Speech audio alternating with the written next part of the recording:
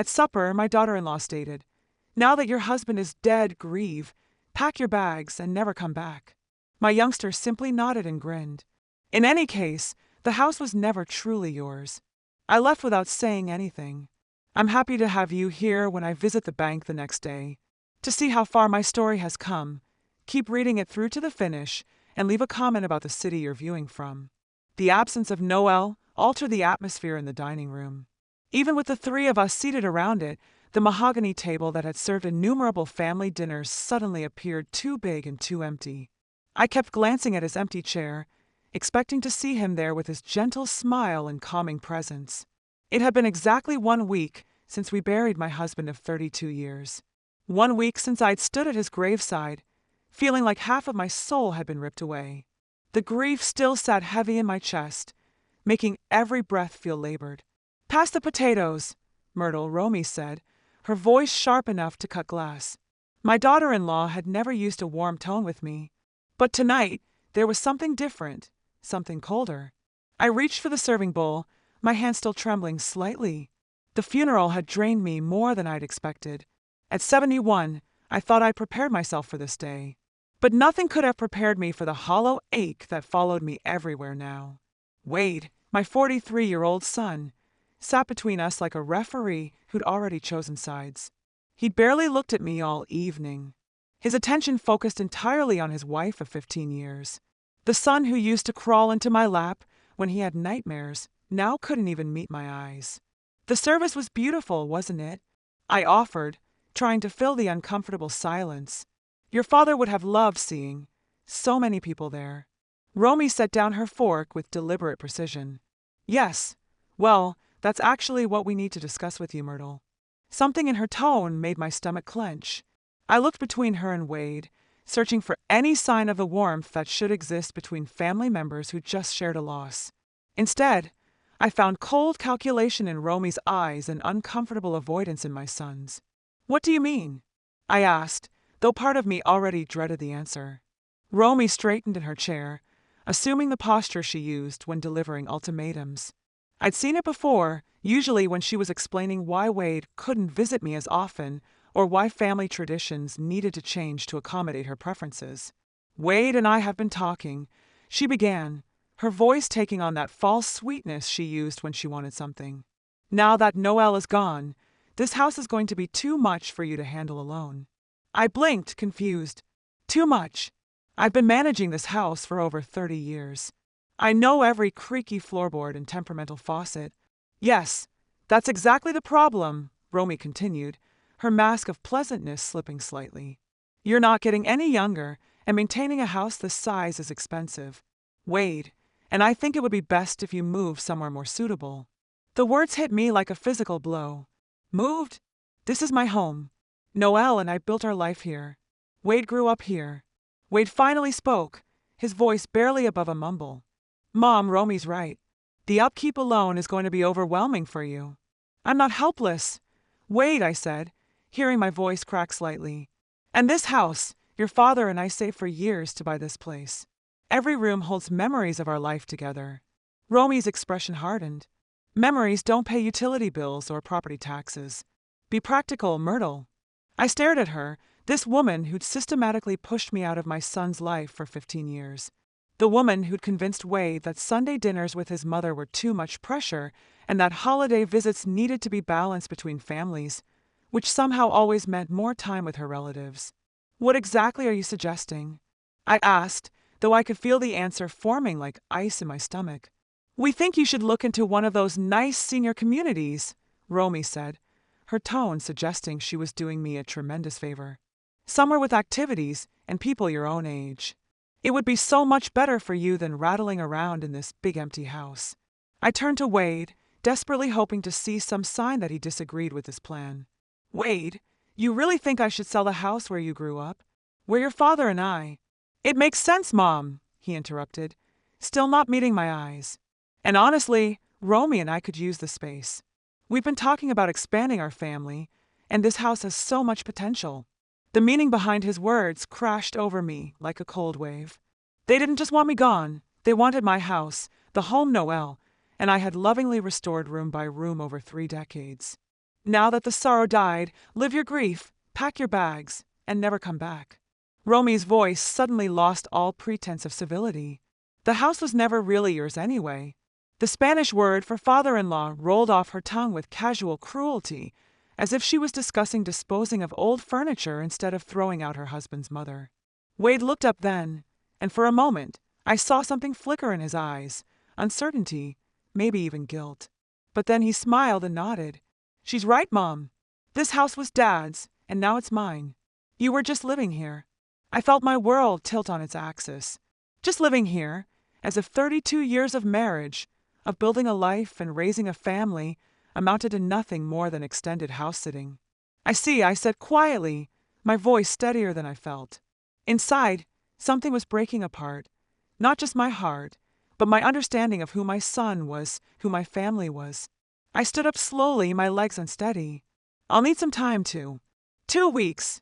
Romy cut me off. That should be plenty of time to find somewhere suitable and arrange for movers. 2 weeks. Not 2 months. Not even a reasonable timeline to grieve and plan. 2 weeks to dismantle a lifetime. Wade finally looked directly at me. And what I saw there was worse than anger or hatred. It was indifference, complete, casual indifference to my pain. It's for the best, Mom, he said, as if he was convincing himself as much as me. You'll see. I walked upstairs to the bedroom I'd shared with Noel. Each step felt like I was climbing a mountain. The room still smelled like his cologne, and his reading glasses were still on the nightstand where he'd left them the night before his heart attack. I sat on the edge of our bed and stared at my reflection in the dresser mirror. The woman looking back at me seemed older than 71, her silver hair limp and her blue eyes dulled by shock and grief. In 2 weeks, I would have to leave this room where I'd said goodbye to Noel just 7 days ago. I would have to pack up 32 years of marriage into boxes and surrender it all to a son who just told me I'd never really belonged here anyway. But as I sat there in the gathering darkness, something else began to stir beneath the grief and shock. A small, hard kernel of determination. Noel had always been the one who handled our finances, but he taught me to be thorough, to pay attention to details. Tomorrow, I would start making arrangements. I would call the bank and begin the process of figuring out exactly what I was entitled to. Because if Wade and Romy thought they could just erase me from this family without consequence, they might be in for a surprise. The first thing I needed to do was understand exactly what Noel had left behind and to whom. The morning sun felt different streaming through the kitchen windows as I sat alone at the breakfast table, nursing my second cup of coffee. 10 days had passed since that awful dinner, and the house felt like it was holding its breath, waiting for me to leave. Wade and Romy had already been by twice to assess the space, measuring rooms, and discussing renovations as if I were invisible. Yesterday, I'd overheard Romy on the phone with a contractor scheduling estimates for once the old woman moves out. I'd spent those 10 days in a strange bubble of numbness, mechanically sorting through belongings and trying to ignore the growing knot of anxiety in my stomach. But this morning, I finally felt ready to face the practical matters Noel would have expected me to handle. The drive to First National Bank took 15 minutes through the familiar streets of our neighborhood.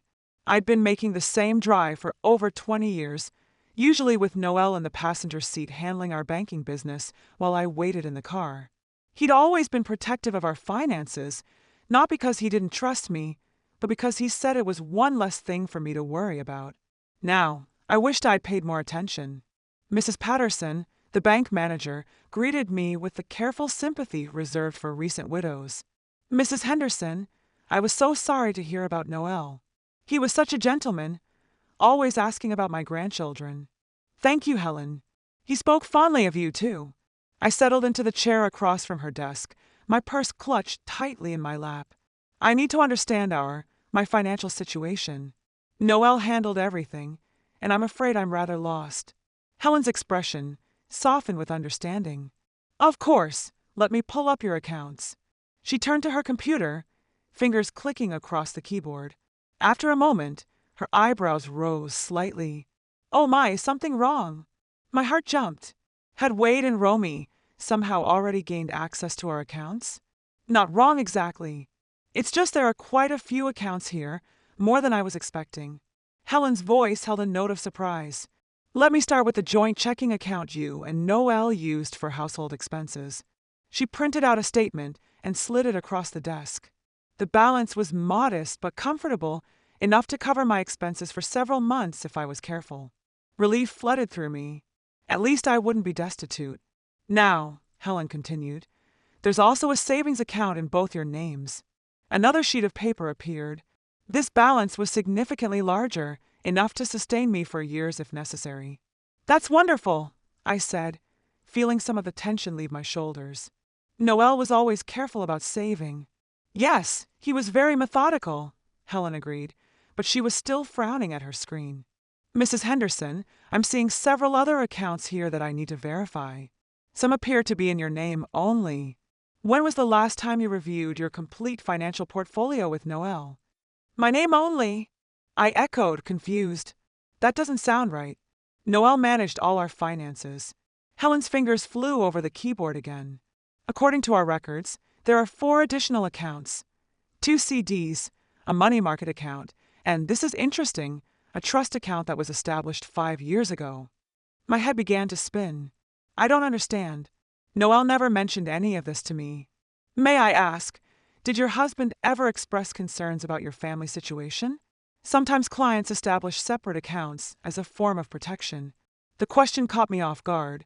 Protection from what? I'm not sure what you mean. Helen hesitated, clearly choosing her words carefully. Sometimes, when clients have complex family dynamics, perhaps concerns about inheritance disputes or external pressures, they take steps to ensure their spouse's financial security. I thought about Noelle's behavior over the past few years. How he'd started asking pointed questions about Romy's spending habits. How he'd grown quiet whenever Wade mentioned their financial struggles. How he'd insisted on handling all our banking personally, never allowing Wade to accompany him even when our son offered. Can you tell me about these other accounts? I asked, my voice barely above a whisper. Helen printed several more pages. The first CD has been rolling over annually for 7 years. The second was opened 3 years ago. The money market account has been receiving automatic transfers from your joint checking account. Small amounts, $50 here and there, but over time. She handed me the statements. The numbers swam in front of my eyes. These weren't modest emergency funds. These were substantial amounts of money, enough to buy a house, enough to live comfortably for decades. How is this possible? I asked. I never signed anything. Actually, you did, Helen said gently, pulling out a file folder. Your signatures are on all the paperwork. It appears Noelle brought you in to sign documents, probably telling you they were routine banking updates or insurance forms. I stared at the papers she showed me. There was my signature, dated and witnessed, on forms I didn't remember signing, but looking at the dates, I could place some of them. The day we'd come in to update our address after the house numbers changed. The time we'd switched to a new type of checking account. He never told me what I was really signing, I whispered. It's not uncommon, Helen said carefully. Some spouses prefer to handle the details to avoid causing stress or confusion. And legally, everything is above board. These accounts are legitimately yours. I tried to process what this meant. While Wade and Romy were measuring my kitchen and planning their renovations, while they were treating me like a burden to be disposed of, I had resources they knew nothing about. There's one more thing, Helen said, her voice even more cautious now. The trust account I mentioned, it's been receiving transfers from a business account for the past 5 years, the Henderson Construction Trust. I believe that was your husband's company. Yes, but Noelle sold the business when he retired. Wade said the money from the sale was barely enough to pay off debts. Helen consulted her screen again. According to our records, the business account is still active. There have been regular deposits and then transfers to your trust account. Mrs. Henderson, I think you need to speak with the business accountant. There may be more to your financial picture than you realize. I left the bank in a daze, my purse heavy with account statements and printouts. Instead of driving straight home, I pulled into the parking lot of a small cafe and sat in my car, reading through everything Helen had given me. The numbers didn't lie. Somehow, without my knowledge, Noelle had been systematically protecting me. Every account, every investment, every trust fund was structured to ensure I would be financially independent. As I studied the trust account statements, a pattern emerged. The deposits corresponded with Wade's visits over the past 5 years, always larger amounts after Wade had asked his father for small loans or when Romy had hinted about their financial struggles. Noel had been giving our son money, but he'd been protecting an equal or greater amount for me, as if he'd known that someday I might need to stand on my own. My phone buzzed with a text from Wade. "Mom, Romy found a realtor to list the house. We can start showing it next week. Hope you're making progress on finding a place." I stared at the message for a long moment, then looked again at the bank statements in my lap. Wade and Romy were so confident, so certain they held all the cards. They had no idea that their careful plans were built on a foundation they didn't understand. Tomorrow, I would call the business accountant. I would find out exactly what else Noel had left behind. And then I would decide what to do with the knowledge that my husband had loved me enough to ensure I'd never be at anyone's mercy. The grief was still there, as fresh and sharp as ever.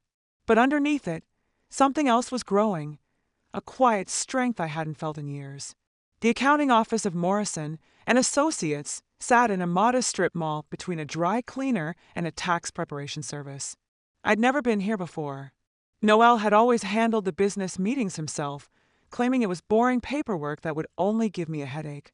Now I understood he'd been protecting me from more than just tedium.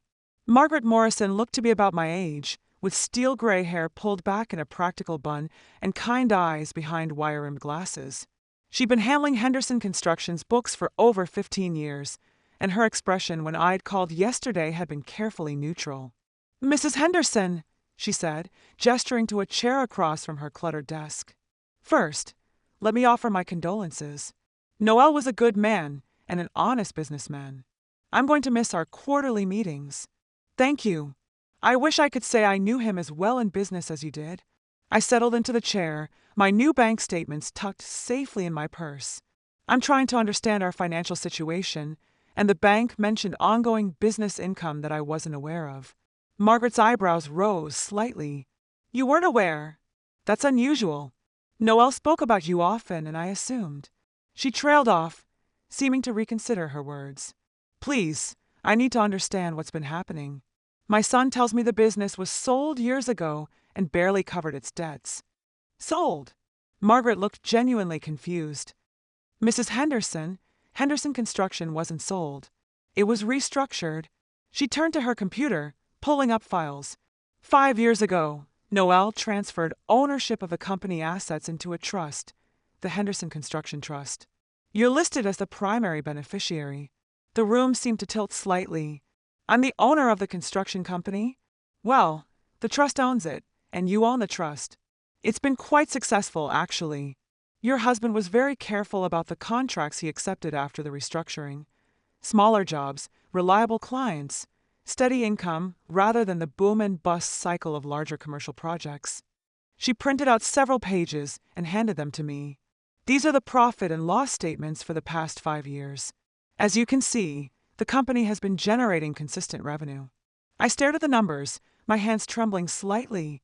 The annual profits were substantial, more than enough to explain the regular deposits I'd seen in the trust account statements. "But Noel retired," I said weakly. "He wasn't working anymore. He stepped back from the day-to-day operations. Yes, but he maintained oversight and handled the larger strategic decisions. The actual construction work has been managed by Tom Bradley. I believe you know him." I nodded. Tom had worked for Noel for over 20 years, starting as a young apprentice and working his way up to foreman. He'd been at the funeral, one of the few people there who'd seemed genuinely grief-stricken. "Tom has been essentially running the company for the past 5 years," Margaret continued. "Noel structured it so that Tom receives a percentage of the profits as a performance bonus, which has kept him motivated and loyal. It's been a very successful arrangement. Why didn't Noel tell me any of this?" The question came out as barely a whisper. Margaret hesitated, clearly uncomfortable. "Mrs. Henderson, this might not be my place to say, but Noel was concerned about family pressures. He mentioned that your son had been struggling financially and that his wife had expensive tastes. Noel worried that if the family knew about the continued business income, there would be expectations and demands that might compromise your future security." The pieces were falling into place with devastating clarity. Every time Wade had asked his father for a loan, Every time Romy had made comments about how comfortable we seemed, Noel had been calculating how to help our son without sacrificing my future independence. He was protecting me, I said, the words heavy with realization. He was protecting both of you in different ways, Margaret said gently. The loans he made to Wade over the years were substantial, but they came from the business operating account, not from your personal assets, and he was very careful to document everything properly. She pulled out another file folder. These are copies of all the loan agreements between the business and your son. Noel insisted on treating them as formal business transactions with payment schedules and interest rates. I opened the folder with shaking hands. Page after page of loan documents, each one signed by both Noel and Wade. The amounts were staggering, tens of thousands of dollars over the past 5 years, supposedly for Wade's various business ventures and investments. Has Wade been making payments on these loans? I asked, though I already suspected the answer. Margaret's expression grew uncomfortable. The payment schedule shows significant arrears. As of last month, the outstanding balance with accumulated interest is approximately $87,000. The number hit me like a physical blow. Wade owed the family business, my business, nearly $90,000 while simultaneously claiming his father had left nothing but debts. What happens to these loan obligations now? I asked. They transfer with the business assets. As the new owner of the trust, you have the legal right to demand payment or restructure the terms as you see fit. I thought about Wade and Romy measuring my kitchen, planning their renovations, discussing when they could start showing the house. They were so confident, so certain they deserved everything Noel had built. There's one more thing you should know, Margaret said, her voice even more careful now. Last month, your son contacted me directly. He said that with his father's passing, he'd be taking over management of the business affairs. He asked me to prepare a transfer of ownership documents, and I told him I'd need written authorization from the trust beneficiary from you. He seemed surprised that you were involved in the business structure at all. So Wade had been planning to claim the business along with the house, assuming I was too grief-stricken and naive to understand what was happening. The betrayal cut deeper than I'd thought possible. Margaret, I need to ask you something confidential, I said. If I wanted to maintain the current business structure with Tom continuing to manage operations, would that be feasible? Absolutely. Tom has been hoping to hear from you. Actually, he's concerned about the company's future and his own job security. If you're willing to maintain the status quo, I think you'd find him very reliable and grateful for the opportunity to continue. I gathered up all the papers, my mind reeling with the implications of what I'd learned. The business was mine. The substantial debt Wade had accumulated was real and legally enforceable, and neither he nor Romy had any idea that their plans were built on a foundation of lies and assumptions. I'd like to schedule a meeting with Tom as soon as possible, I said, and I want to understand all of my options regarding the outstanding loans. Of course. Shall I call Tom this afternoon? Yes, please. And Margaret, I'd appreciate it if this conversation remained confidential for now. Absolutely. Client confidentiality is sacred in this business. As I drove home, my phone buzzed with another text from Romy. Myrtle, the realtor wants to schedule a photographer for tomorrow. Make sure the house is clean and decluttered. First impressions matter for potential buyers. I stared at the message for a long moment before tucking my phone away without responding. Let them plan their photography session. Let them imagine their future in my house, spending money they thought they'd inherited. They had no idea that the foundation they were building their dreams on was about to crumble beneath them. That evening, I sat in Noel's study for the first time since his death, surrounded by his carefully organized files. Now I understood why he'd been so meticulous about record-keeping, why he'd insisted on proper documentation for every transaction. He'd been building a fortress around me, brick by brick, transaction by transaction. And tomorrow, I would start learning how strong those walls really were. Tom Bradley's weathered hands wrapped around his coffee mug as we sat in my kitchen the next morning. At 55, he still had the broad shoulders and calloused palms of a man who'd spent his life building things, but his eyes held a weariness I'd never seen before. Mrs. Henderson, I got to be honest with you, he said, his voice rough with emotion. I've been worried sick since Mr. Noel passed. Wade came by the job site last week talking about evaluating assets and streamlining operations. It didn't sound good for folks like me. I poured myself another cup of coffee, using the familiar routine to steady my nerves. Tom, what exactly did my son tell you? He said the family was going through some financial difficulties, that tough decisions would need to be made about the business. He wanted me to give him a complete list of all our current contracts, equipment, and cash flow projections. Tom's jaw tightened. He also asked about the keys to the equipment yard and the office. And what did you tell him? That I'd need to talk to whoever was actually in charge now. Mr. Noel always told me that if anything happened to him, I should wait for proper instruction from the legal owner. Tom met my eyes. He never said it would be Wade. Relief flooded through me. Noel had prepared for the scenario, ensuring that Tom would be a guardian of the business rather than simply handing it over to anyone who claimed authority. Tom, I need to share something with you, but I need your word that this conversation stays between us for now. His expression grew serious. You have it, ma'am. I spread out the documents Margaret had given me the day before. I own Henderson Construction, not Wade, not the estate. Me. Noel transferred everything into a trust 5 years ago, and I'm the beneficiary. Tom's eyes widened as he studied the papers. Well, I'll be damned. Pardon my language, ma'am, but Mr. Noel was always thinking 3 steps ahead. He was indeed, and according to these records, the business has been quite profitable under your management. A flush of pride crossed Tom's features. We've built a good reputation, Mrs. Henderson. Steady clients, quality work, fair prices. Mr. Noel taught me that repeat customers are worth more than any single big score. I want you to continue exactly as you have been, I said. But I need to understand something. Wade has been less than honest about the family's financial situation. Can you tell me about any interactions you've had with him regarding business matters? Tom's expression darkened. There have been several over the years. He'd come around when Mr. Noel wasn't there, asking about cash flow, wanting to know about upcoming payments from clients. A couple of times, he suggested that maybe the business could help him out with some temporary funding for investment opportunities. And what did you tell him?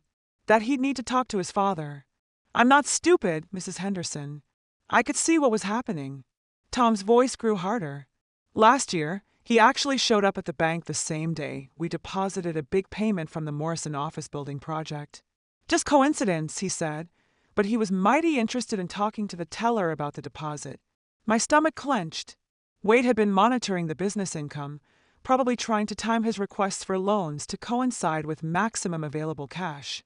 Tom, I want to ask you something, and I need complete honesty. Do you think Wade understands how much money has been flowing through this business? Tom was quiet for a long moment, considering. I think he knows it's more than your family let on, but I don't think he knows the full extent. Mr. Noel was very careful about keeping business and personal finances separate, at least on paper. What do you mean? Well, your husband was smart about it. When Wade would ask for help, Mr. Noel would tell him the business was struggling, that margins were tight, but then he'd find a way to help anyway, usually as a loan from the business account rather than from his personal funds. Tom pulled out his own small notebook, worn from years of use. I keep track of everything, Mrs. Henderson. It's a habit Mr. Noel taught me. According to my records, Wade has received payments totaling about $93,000 over the past 5 years. The number was even higher than what Margaret had shown me. Payments, not loans? That's what I mean about Mr. Noel being smart. He'd structure them as loans on paper with payment schedules and everything. But he never actually enforced the payment terms. Wade would miss a payment, and Mr. Noel would just let it slide. So Wade thinks he owes nothing. Wade acts like he owes nothing, Tom corrected. Whether he really believes it or just pretends to believe it, I can't say. As if summoned by our conversation, I heard a car door slam in the driveway. Through the kitchen window, I could see Wade's Honda Pilot parked behind Tom's work truck. That's my son, I said quietly. I don't want him to know we've been talking about business matters. Tom nodded and quickly gathered up the papers I'd shown him. Mrs. Henderson, whatever you decide to do, you have my full support. Mr. Noel was a good man, and he trusted you enough to put everything in your name. That's good enough for me. Wade walked in without knocking, something that would have irritated Noel, but which I'd learned to accept over the years. Morning, Mom, he said, barely glancing at Tom. I wasn't expecting company. Tom stopped by to check on me, I said smoothly. You know how thoughtful he's always been. Right. Wade's attention was already elsewhere, his eyes scanning the kitchen as if evaluating it for resale. Actually, Tom, I'm glad you're here. We need to talk about the business situation. Tom's expression became carefully neutral. Oh, with Dad gone, there are going to be some changes. The family needs to make some practical decisions about assets and ongoing obligations. I watched this exchange with fascination. Wade was so confident, so certain of his authority. He had no idea he was trying to claim something that had never belonged to him. What kind of changes? Tom asked. Well, we'll need to evaluate whether it makes sense to continue operations or if it would be better to liquidate assets and settle any outstanding debts. Wade's tone was casual, as if he were discussing what to have for lunch. I see. And who's making these decisions? Wade blinked, clearly not expecting the question. The family, of course. I'll be handling Dad's business affairs going forward. Will you now? Tom's voice was carefully neutral, but I caught the slight emphasis on you. Mom, you might want to make some fresh coffee, Wade said, dismissing me as he always had when important conversations were taking place. Tom and I need to discuss some technical details. But I didn't move. For the first time in years, I stood my ground. I'll stay, thank you. This is my kitchen, and Tom is my guest. Wade looked surprised but shrugged. Fine. Tom, I'll need you to prepare a complete inventory of all equipment, vehicles, and current contracts. I'll also need access to the business accounts so I can assess the financial situation. I'd be happy to help with that. Tom said carefully. Who should I coordinate with regarding authorization for account access? With me, obviously. And you have the legal authority to access Henderson construction accounts. Because, Wade's confidence wavered slightly. Because I'm Noel Henderson's son and heir. I see. And do you have documentation showing that you're authorized to act on behalf of the business? The kitchen fell silent except for the ticking of the old clock above the sink. Wade's face was reddening, and I could see him struggling between irritation and uncertainty. Look, Tom, I don't think you understand the situation here, Wade said, his voice taking on the condescending tone he used when he felt challenged. This isn't a hostile takeover. I'm trying to clean up Dad's affairs and make sure everyone gets taken care of, but I can't do that if you're going to make things difficult. I'm not trying to make things difficult, Tom replied evenly. I'm just trying to understand who I'm supposed to be taking orders from. Your father was very clear about proper procedures and documentation. Wade turned to me, clearly expecting support. Mom, explain to Tom that I'm handling Dad's business matters now. I looked at my son, this man who was planning to sell my house out from under me, who had accumulated nearly $90,000 in debt while claiming his father left nothing behind, and made my choice. Actually, Wade, I think Tom is right to ask for proper documentation, I said quietly. Your father was always very careful about these things. Wade stared at me as if I'd grown a second head. What are you talking about? I'm talking about making sure everything is handled properly and legally. Surely you can understand the importance of that. For the first time since this conversation began, Wade looked uncertain, and watching that uncertainty creep across his features, I felt something I hadn't experienced in years, power. The phone call came at 7 o'clock in the morning, 3 days after my confrontation with Wade in the kitchen. I'd been expecting it. You can't question someone's assumed authority without consequences, especially when that someone is used to getting his way. Mom, we need to talk now. Wade's voice was tight with barely controlled anger. Romy and I are coming over. It's rather early, don't you think? This can't wait. We'll be there in 20 minutes. The line went dead before I could respond. I took my time getting dressed, choosing a navy blue dress that Noel had always said made me look dignified. If this was going to be a confrontation, I intended to face it properly. They arrived exactly 20 minutes later, Romy's heels clicking aggressively on the front porch. I opened the door before they could knock, maintaining the small advantage of being the hostess in my own home. Good morning, I said pleasantly, as if this were a social visit. Romy pushed past me into the living room, her designer purse clutched like a weapon. Wade followed, his face grim. They both remained standing, positioning themselves between me and the door in what I recognized as an intimidation tactic. Mom, I don't know what kind of game you think you're playing, Wade began. But Tom Bradley called yesterday, and said he can't provide me with business information without proper authorization. What did you tell him?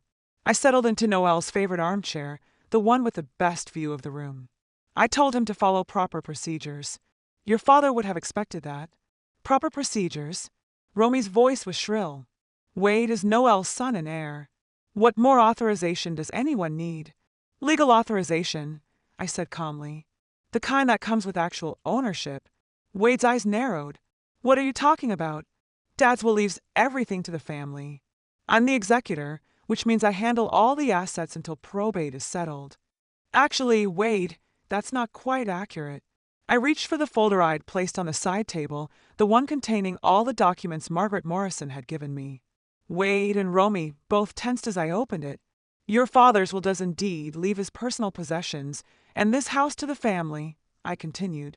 But Henderson Construction isn't part of his estate. It hasn't been for 5 years. What are you talking about? Wade demanded. I pulled out the trust documents and set them on the coffee table between us. Henderson Construction has been owned by the Henderson Construction Trust since 2019. I am the sole beneficiary of that trust. The silence that followed was deafening.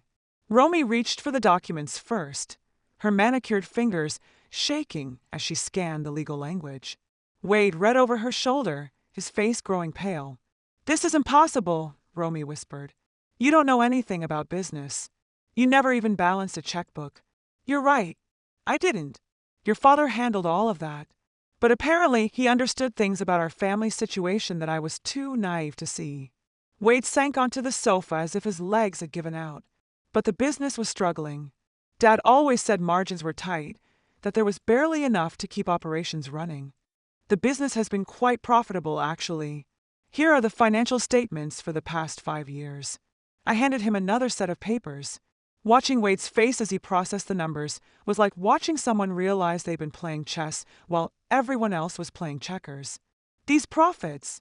Wade's voice was barely audible. Where did this money go? Some of it went to you, Wade. Quite a lot of it, actually. I pulled out the loan documentation. $87,000 over 5 years, to be precise. Romy grabbed the loan papers, her eyes scanning frantically. These say loans.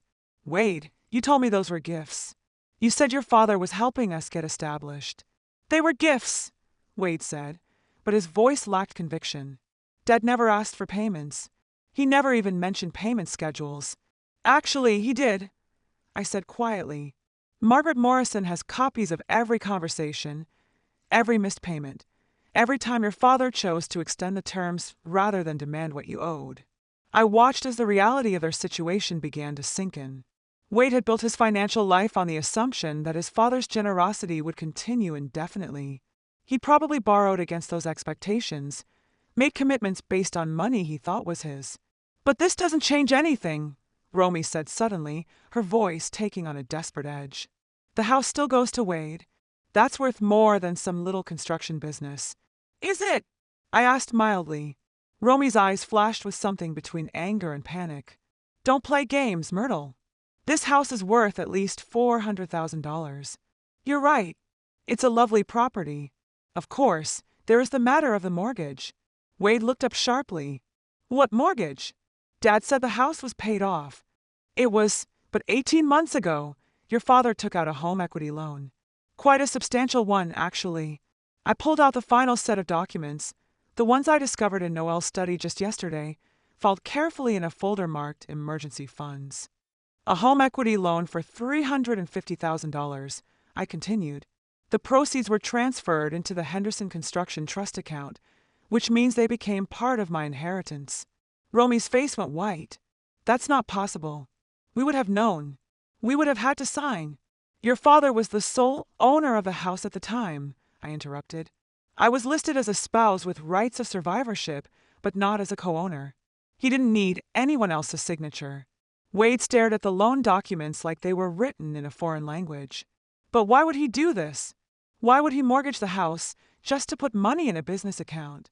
For the first time since this conversation began, I allowed my carefully controlled emotions to show. Because he was protecting me, Wade. He was making sure that, no matter what happened, I would have financial security.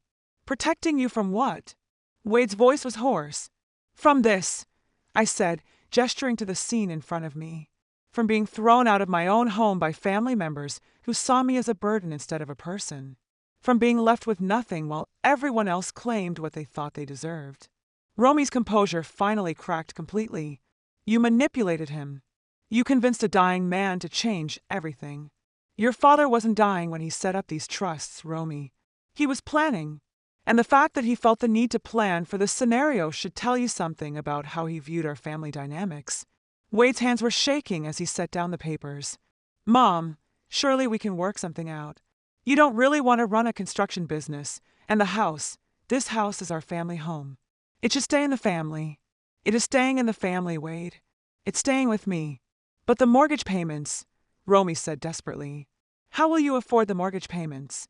The same way your father intended, with income from Henderson Construction. Tom Bradley assures me the business is quite stable, and Margaret Morrison says the cash flow will easily cover the loan payments with plenty left over for my living expenses.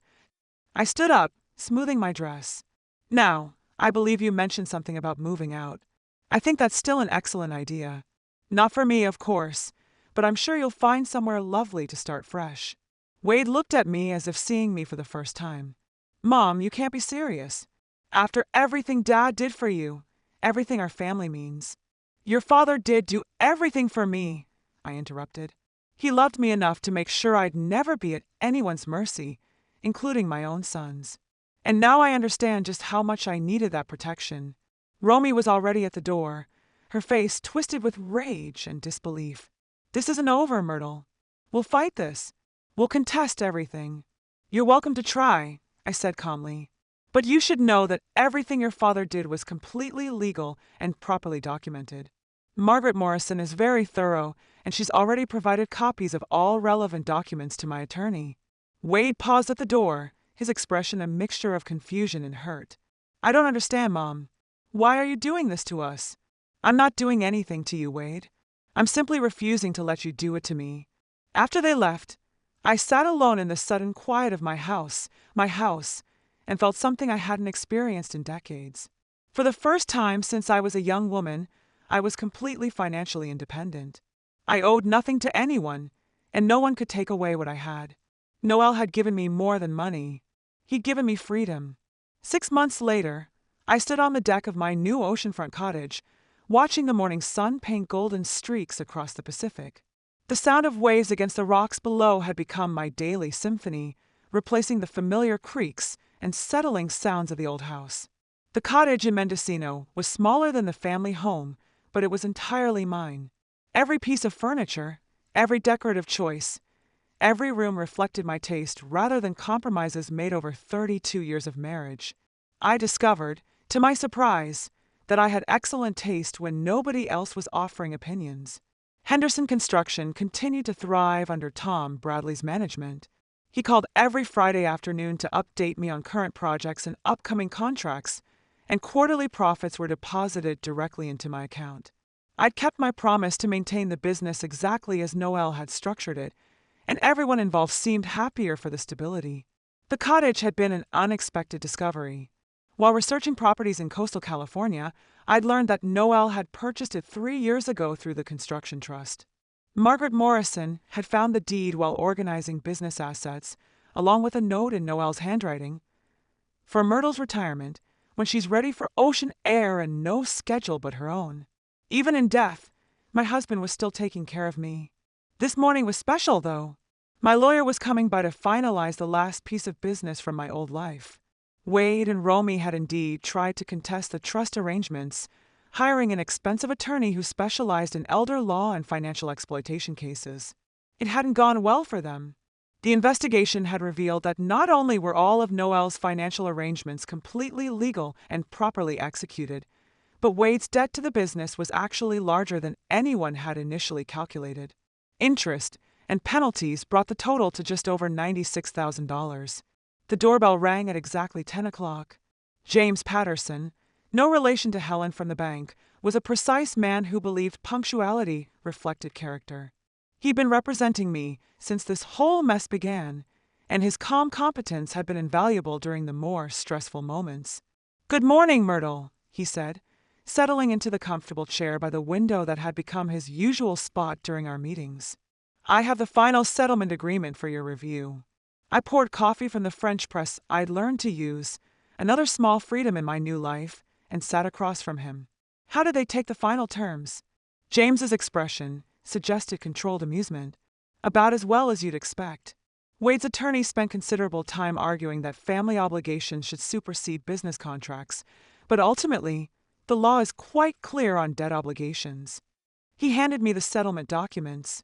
After 6 months of legal wrangling, Wade and Romy had agreed to terms that acknowledged the full debt and established a payment plan that would take them 8 years to complete, assuming they never missed a payment. They tried once more to negotiate a family forgiveness clause. James continued. "Wade actually broke down in the final meeting, claiming that you were destroying your relationship with your only son over money." "And what did you tell them?" "I reminded them that I was representing your financial interests, not your family relationships. Though I may have mentioned that most mothers don't have to sue their children to collect legitimate debts. The settlement also included a provision that particularly satisfied me. If Wade and Romy defaulted on payments, the business could legally garnish Wade's wages and place liens on any property they purchased. It was a safety net that would ensure I received what was owed, regardless of their future financial decisions." "There's one more thing," James said, pulling out a separate envelope. "This arrived for you yesterday." The envelope was addressed in Wade's familiar handwriting. Inside was a brief note on plain paper. "Mom, I know you probably won't forgive me for fighting you on this, but I wanted you to know that I finally understand what Dad was doing. It took losing almost everything for me to see how much I'd taken for granted. Romy and I are getting marriage counseling, and I'm working 2 jobs to meet the payment schedule. I'm hoping that someday you might be willing to talk to me again. I'm sorry for everything. Wade." I folded the letter carefully and set it aside. The apology was genuine, I could tell, but it was also 6 months too late and motivated by consequences rather than conscience. "Any response you'd like me to convey?" James asked. "No. If Wade wants to rebuild a relationship with me, he can do it the same way he'll pay off his debt, gradually, consistently, and over time." After James left, I took my coffee out to the deck and read Wade's letter again. The grief was still there, not just for Noelle, but for the son I'd thought I'd raised and the family relationships I believed were real. But underneath the sadness was something stronger, a deep satisfaction that lost my ground when it mattered most. My phone rang, interrupting my thoughts. The caller ID showed a number I didn't recognize, but something about it seemed familiar. "Hello, Mrs. Henderson. This is Linda Morrison, Margaret's daughter. I hope you don't mind me calling." I did remember Linda, a nurse who worked at the regional hospital. Margaret had mentioned her occasionally during our meetings. "Of course not, dear. How can I help you?" "Well, it's actually how you might help us. Mom told me about your situation, about how you had to rebuild your life after family difficulties. I'm starting a support group for women who've had to deal with financial manipulation by family members, and I wondered if you might be willing to share your experience." The request caught me off guard. I'm not sure I'd know what to say. You'd be surprised how many women find themselves in similar situations. Adult children who feel entitled to their parents' assets, spouses who hide financial information, family members who mistake kindness for weakness. Your story could help other women understand their rights and find the courage to protect themselves. I thought about this for a moment, watching a pelican dive for fish in the bay below. 6 months ago, I'd been a grieving widow facing homelessness at the hands of my own son. Today, I was financially independent, living exactly where I wanted to live, accountable to no one but myself. "When would you like me to speak?" I asked. "Really? You'll do it." "I think I will, but not about revenge or legal battles. I want to talk about the difference between being a loving family member and being a doormat, about the importance of understanding your own financial situation, about the gift Noel gave me when he protected my future, even from our own son." We scheduled the speaking engagement for the following month. After hanging up, I realized that helping other women navigate similar situations felt like a purpose, a way to honor both Noel's protection and my own hard-won independence. That evening, I did something I'd started doing every night since moving to the cottage.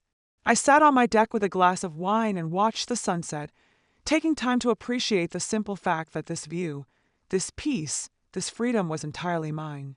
No one could take it away from me. No one could vote me out of my own life. No one could decide I was disposable.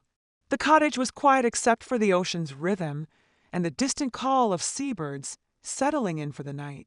Tomorrow, I would tend to my garden, maybe drive into town for lunch at the little bistro where the owner always saved me the table by the window. Simple pleasures that belonged entirely to me.